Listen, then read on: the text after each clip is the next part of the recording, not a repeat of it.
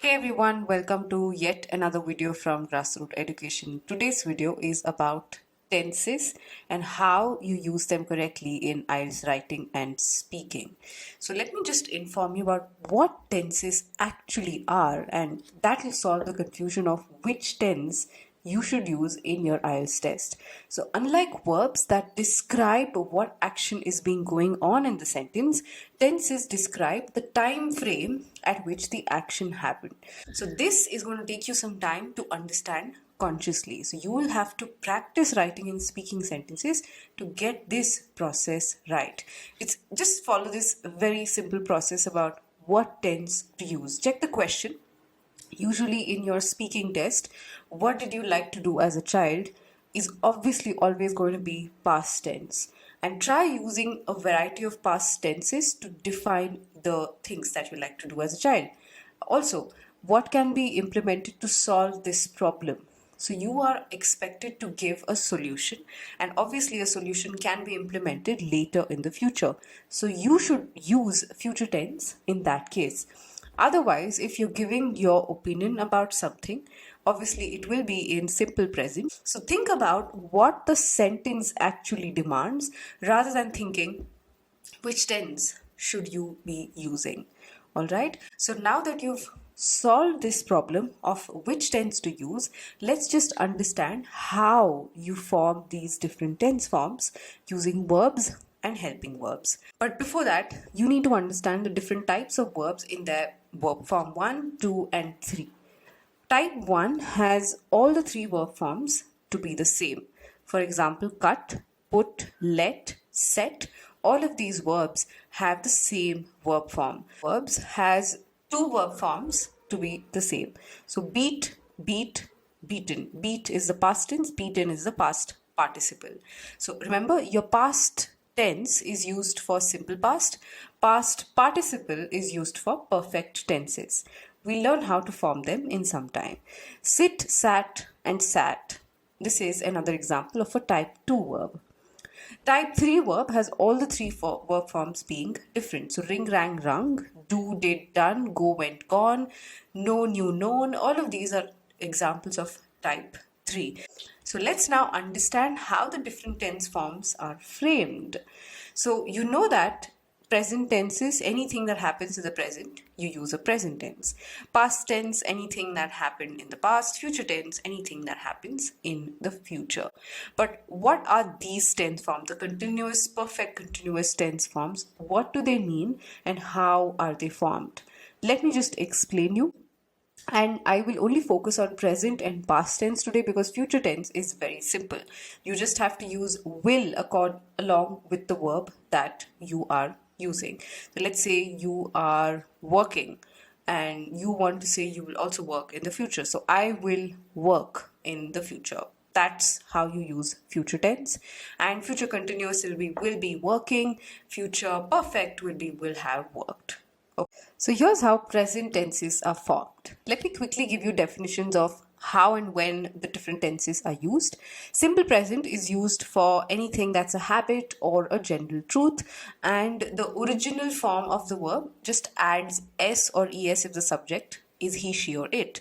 So I know, she knows, he knows, we know, they know. Right? But remember, there is no supporting verb. It's just I know or she know. And this is for simple present, a habit or general truth. You will never say I am no. That's incorrect. Or okay. Now moving ahead to the continuous tense, events that happen as we speak. So a present continuous tense is something that is happening at the moment, something that's ongoing at the moment.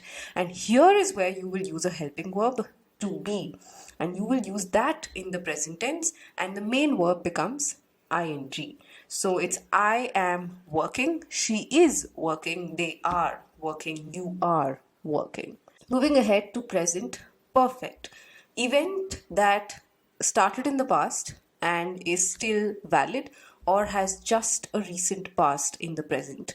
Such events you will use the present perfect tense, and for this you will use have as your helping verb. You will use that in the present tense, and the main verb has its third form present in the sentence. So if the verb is work, again, you will use have in the present tense, I have, and verb is in its third form, worked.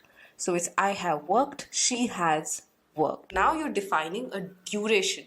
You're not picking up a time slot anymore. Whereas continuous tense is picking up a time slot, perfect tense is talking about a definite duration during which a certain action happened. Okay, so this is the difference between continuous and perfect tense. Perfect continuous tenses are those events that started in the past and are still ongoing.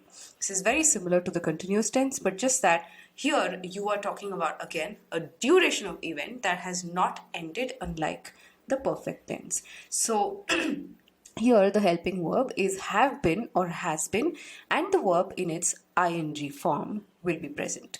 So I have been working, she has been working. Okay, so this is how you frame the perfect continuous tense. Moving ahead to the past tenses. Any event that is of the past time frame, you will use simple past and the verb will be in its second form. So remember, it's I knew, she knew, they knew, and it's not I am new, I was new is incorrect. Okay, so continuous tense, on the other hand, is for events that were continuously happening at a certain time in the past. I was working at this time yesterday. She was working at this time yesterday. They were working at this time yesterday. So the helping verb is was or were based on the subject, and the main verb is in its ing form. Perfect tenses are events that started and ended in the past. We've also done a video on present perfect and past perfect. You can check it out here.